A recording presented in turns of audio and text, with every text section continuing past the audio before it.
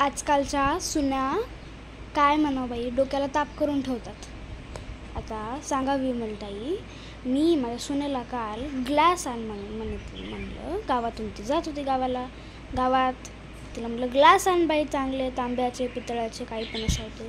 तर तिने काय केलं सांगू का, काचाचे ग्लास आणून ठेवले. आणि आता तुम्हाला माहीतच आहे त्याच्यात माझी काहीच चुकी नव्हती बरं. आता काचाचा ग्लास इतका असा आपला हे बघा, आता हे आपला असा ग्लास असतात ना, ते सुटत नाहीत. असे काचेचे ग्लास चटकन सुटून जातात आणि ते मग फुटतातच बाई. माझं काल तसंच झालं की असा हातातच ग्लास घेतला, सुटलाच की बाई. त्यानंतर तिनं माझ्यावर इतकी चिडली बाई, म्हणली तिनं 200 रुपयाचे एक ग्लास आहे आणि तुम्ही त्याला फोडून तोडून करता. आता बघा माझी काय चुकी आहे. मी तिला काय म्हणलं होतं, तांब्याचे नाही तर वितळीचे ग्लास आण बाई म्हणलं. तिनं काय आणलं देवाच ठाऊक बाई. अशाच असतात बाई सुनाचं, काय म्हणा.